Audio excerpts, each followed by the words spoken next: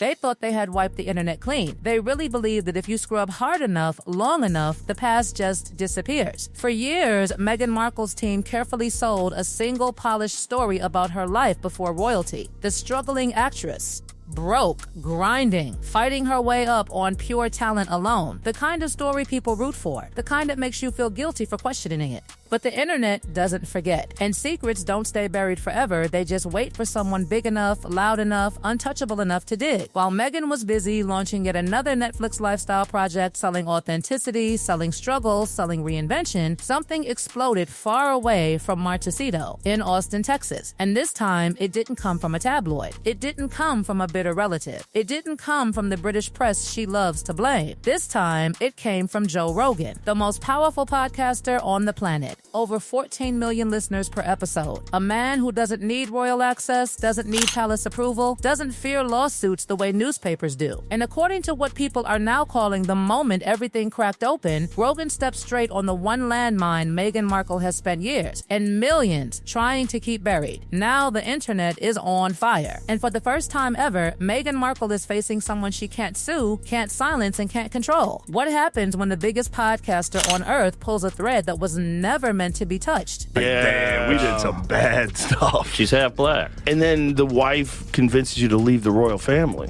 Like, I'm out. I don't need you guys. Which is crazy, because don't you just get free money? Dude, give me my allowance. What do you get when you're a royal? You get a stipend. You get a stipend. What's the stipend? Like, I'm sure it's you $1 million spend on a month. anything you want? Yeah, what about the countesses? Yeah. Do they get? Well, you know what's going on. Someone wanted a lot of attention, and now they got it. That was the whole episode. That was the ep. Yeah. That was the premise. Is that what it was? Like, we want privacy, and they keep going on every magazine. Yeah. Be a regular person. Yeah. Go get a job in an office. It would have been nice if they told their grandmother so that she didn't have to find out about it on the news. I thought that was kind of a The Queen? spotted dick move, but yeah. Spotted dick. Yeah. The Queen. The Queen. She found out on Twitter. Um, Has Prince Harry left the throne? that is a remarkably accurate Thank you. voice. I've worked hard at it. Wasn't there some speculation that she was on Epstein's yacht at one point in time? There was like photos with her and Prince Andrew way back in the day when she was like in her early 20s. Wow. World Time magazine should have been. No, Meghan Markle beat me. God, how if it's most influential, there should be there's no debate. Nobody's even in the same category as you. I don't know. I don't think about it. I try not to. It's a little complicated. I'm thinking about it, though. I really shouldn't be influential. We haven't touched on Harry and Meghan yet. God. That's the big distraction. Doesn't it make sense?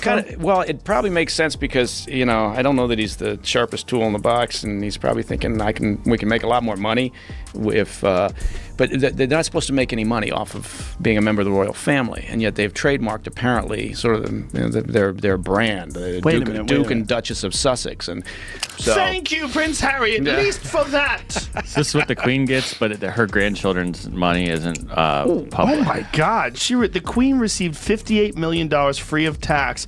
She's so she found out on TV, but they want to be financially independent. They trademarked Duke and Duchess of Sussex in a variety of different ways, apparently, and she's going to go back to doing whatever she did. And it's that little American hussy he's hooked up with.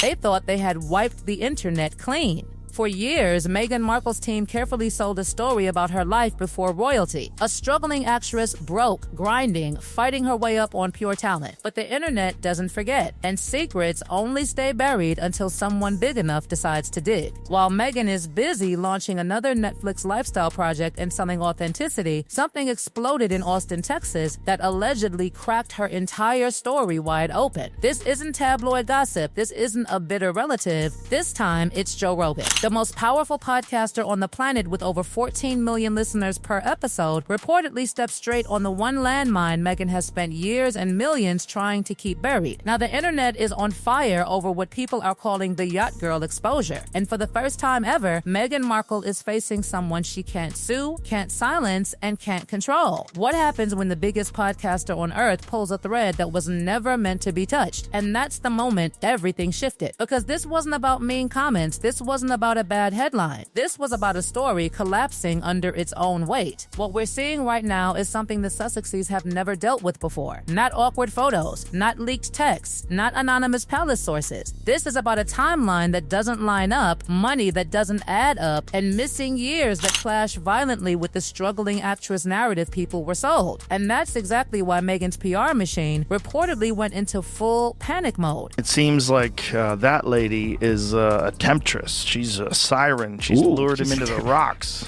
I haven't heard that term in a while. Yes. She's a harlot. Almost. She's well, harlot's bad, right? She's just powerful.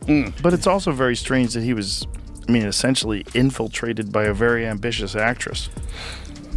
She used to be on Deal or No infiltrated? Deal. She was one of the Deal or No Deal ladies. The way it works? Is he infiltrated or was she infiltrated? What we're seeing right now is something the Sussexes have never dealt with before. This isn't just about awkward photos. It's about a timeline that falls apart, money that doesn't add up, and missing years that clash hard with the struggling actress story we were sold. And that's exactly what allegedly sent Meghan's PR team into full panic mode. Because to understand why this is a disaster for the Sussex brand, you only have to look at one thing: the timeline Joe Rogan reportedly put under the spotlight. And that timeline, that's where the cracks turn into fractures. We're talking about the years 2014 to 2016, years Meghan herself has described repeatedly in interviews, podcasts, speeches as pure survival mode. Broke, hustling, barely making it, driving a beat-up car with broken doors, scraping together money for union fees, living hand-to-mouth in Hollywood. It's the classic rags to riches story, carefully crafted to make you relate, to make you defend her. But the photos that just went viral tell a completely different story.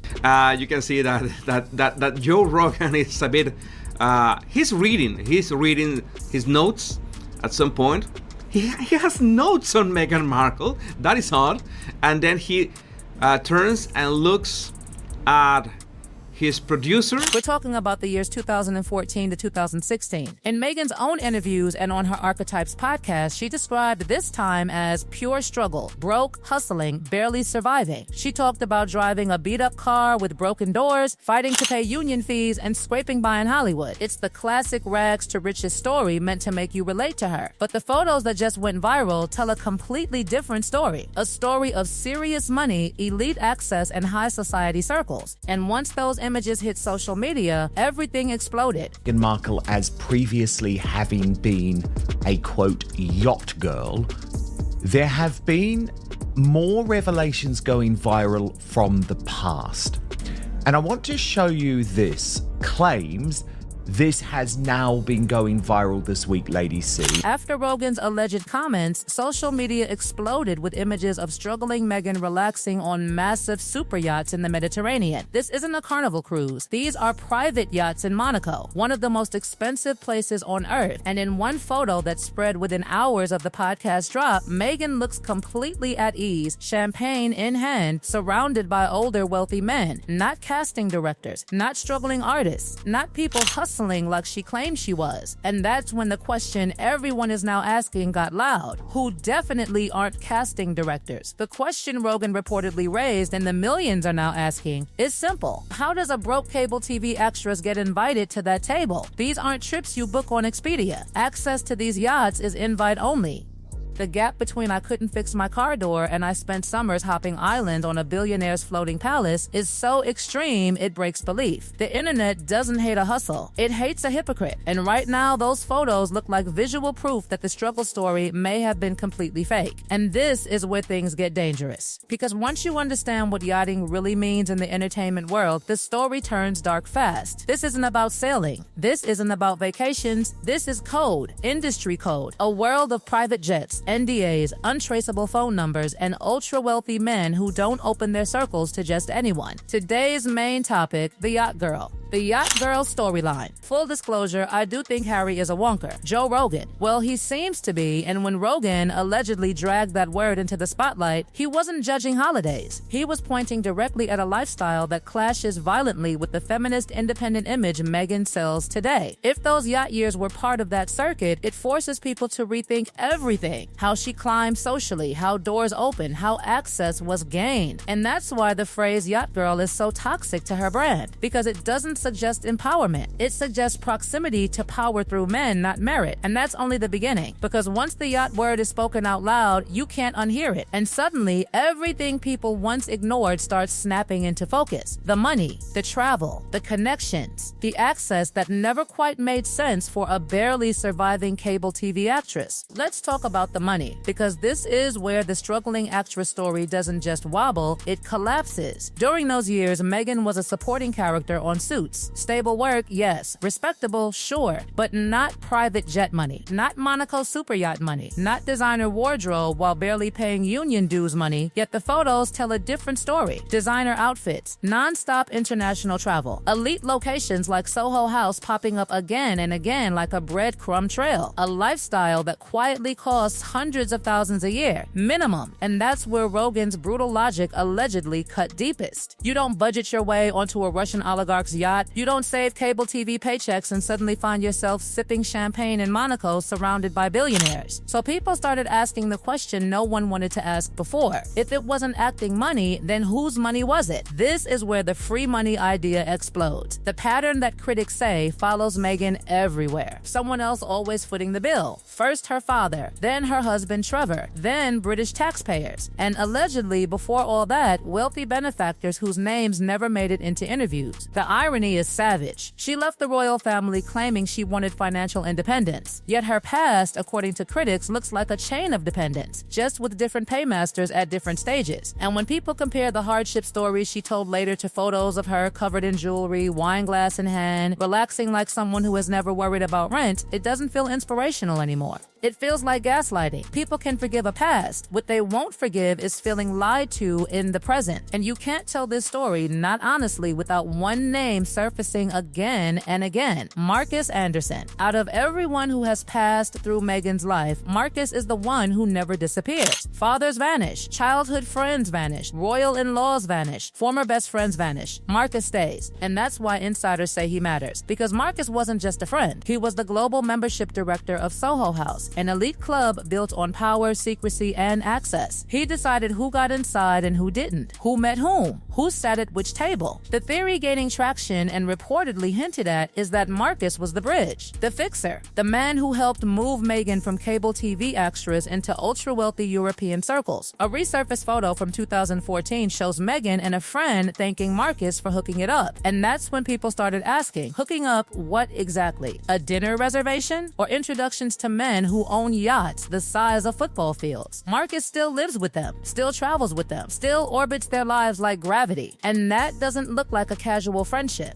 That looks like someone holding a vault of secrets. And that's where the real collateral damage comes in. Prince Harry. Think about the psychological hit here. Harry built his entire post-royal identity around being the protector, fighting the press, suing newspapers, demanding security, all because he believes the media is attacking his wife. But what happens when the damage doesn't come from paparazzi, but from her own past? What happens when the photos aren't tricks or edits, but timestamps? Sources say Harry is now trapped in a humiliating position. It's one thing to defend your wife against racism or unfair tabloid attacks. It's another thing to defend her from a history that doesn't align with the story you were told. Did Harry know about the yachts? Did he know how deep her ties to wealthy men went before they met? Or was he sold the same fairy tale origin story as the public? For someone raised on duty, honor, and lineage, the Yacht Girl label cuts brutally deep. It flips the romance on its head. From Prince saving a woman from the press to Prince being the ultimate prize at the end of a long climb. And that's why this moment is so dangerous for the Sussex brand. Because once people start seeing Harry not as a hero, but as the mark, everything collapses. And then there's the Rogan effect. When newspapers run stories, lawyers step in. Editors panic. Stories quietly disappear. But Joe Rogan doesn't play that game. He answers to his audience, not palace handlers, not PR firms. When he talks, it detonates. Within hours, TikTok and Twitter were on fire. The Streisand effect kicked in hard. The harder Meghan's team had worked to bury these rumors over the years, the more violently they resurfaced once exposed. And now it isn't just royal watchers digging, it's normal people zooming in on sunglasses, identifying yachts, matching dates to Instagram posts, crowdsourced investigation at full speed. Inside the Sussex camp, the mood is reportedly pure panic. There's no good move.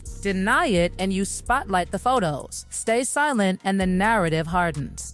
Sue and you trigger discovery, emails, texts, financial records from 2014 to 2016 dragged into the open. No serious lawyer would recommend that because that's the nightmare scenario. So they're trapped, forced to watch the one story they tried to erase become the headline that drowns out everything else. The Netflix shows, the lifestyle brands, the carefully curated reinvention. And now every interview feels fake. Not because of what she says, but because people aren't listening anymore. They're hunting. That's the brutal reality Meghan Markle is facing. You can buy awards, you can hire elite PR teams, you can even marry a prince, but you cannot buy authenticity. That's why Rogan's words landed like a nuclear strike, not because they were shocking, but because they confirmed what many people already suspected, that the story sold to the public felt scripted, managed, too clean. The yacht photos changed everything. This is the moment the victim narrative stops working. You can't claim you're hunted while living in unexplained luxury. And now, as the internet zooms in on every pixel, the real question isn't whether Meghan will respond. It's whether her brand can survive the truth. The silence from Montecito is deafening, but the noise everywhere else, it's only getting louder.